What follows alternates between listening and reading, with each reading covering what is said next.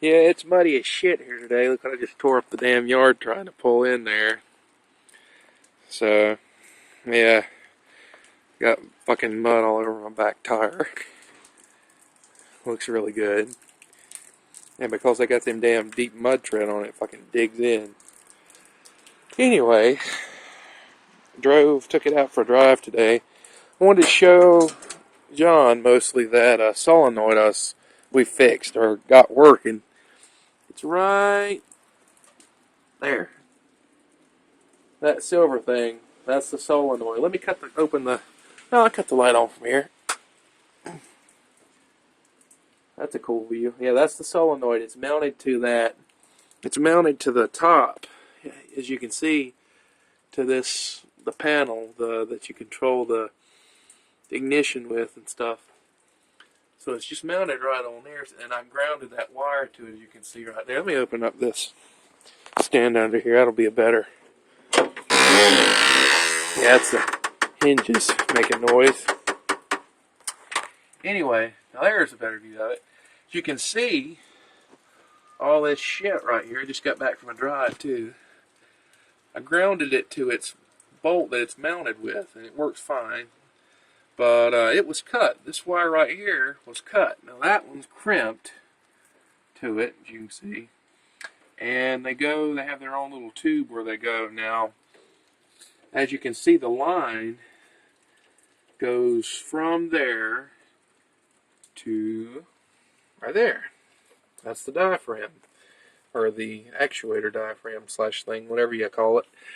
And it looks like that whole piece, see, that's the spring that's connected to one of the mounting screws, and I guess that does something with the throttle.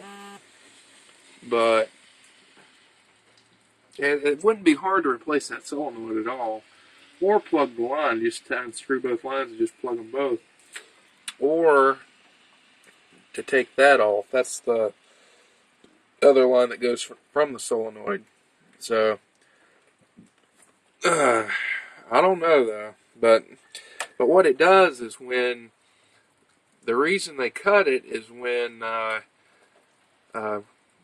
you kick the high idle, or when you push the fast idle switch, when you push it on, it kicks the solenoid, and I don't know if the solenoid is open or closed. I don't know if it's a normally open or normally closed solenoid, so I don't know what it does when it clicks, but it does click, so we know it does work.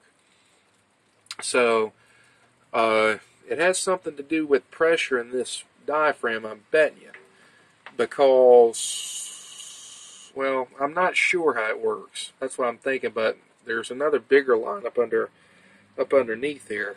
So, me and John he found one for me on eBay for like $95, and I probably, if it's not the solenoid, I'm gonna get another solenoid right there, but if it's not, I guess I'll have to end up getting one of these. And like I said, it's not hard to put on because it's just mounted with four bolts, nothing too hard. So just got to remember how to put everything back right, nothing too hard though. So, yeah, but that's it. So, we got the solenoid working. It was just, they had cut the wire to it. But what it did was, when you push the fast idle switch, when it kicks the solenoid on, it will not kick up the RPMs. Like, I don't know if it's something to do with the diaphragm or the solenoid, because, like you said, when the solenoid gets power, you hear it click, and it won't kick up the RPMs. But if you have the high idle turned on and you kick the gas, it'll bring itself up. There's something, I don't know, like it's not working quite right, or there's a valve not sealing, or not getting enough air quite right, or something. Because, like I said, when you push the high idle and you kick the gas, it'll kick itself up. But if you just push the switch, it won't do nothing. But you'll hear the solenoid click either way. So it could either be the solenoid or either the diaphragm throttle thing. So don't know, but even so, we found out what's wrong. So that's better than it not working at all. So that's an improvement either way. So, and I want to thank John for taking the time to figure that out, because I really appreciate that, man, because I would have never even known. I mean, I was thinking when I got the bus that had something to do, because that I was like, what the hell does another air solenoid do except control the throttle? So that's what it was the whole time. So other than that, another thing is I noticed this belt kind of likes to jump off and ride on one thing like that. So it's a two groove belt, but sometimes it'll jump over and only ride on one. And it hasn't hurt anything, but I think the tensioner that's down there needs to be tightened up or whatever. So I might do that. So yeah, I mean, other than that, everything's looking good.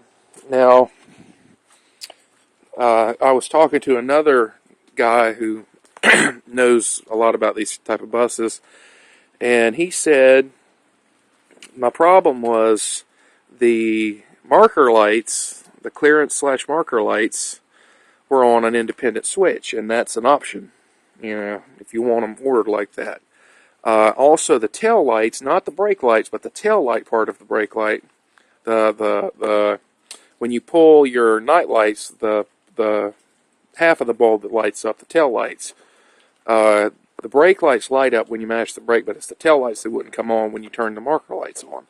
So what I did was cut the wire to the switch and did away with the switch and wired the tail light / marker light together and wired it to the dash light, the dash switch light. Well, it worked. So when I pulled the night lights on, all the dash lit up and the marker lights come on, and also the tail lights work. So it was perfect. It's like I wanted it. Well, dumbass me didn't think. Well, I was playing with a dimmer, and I noticed on the outside of the bus all the clearance lights were getting dim, and I was like, well, fuck. So screwed up there. So I had to ultimately put the clearance lights and the tail lights back on that switch for now until I can get a wiring book or figure something out. But I'll show you kind of what I've done.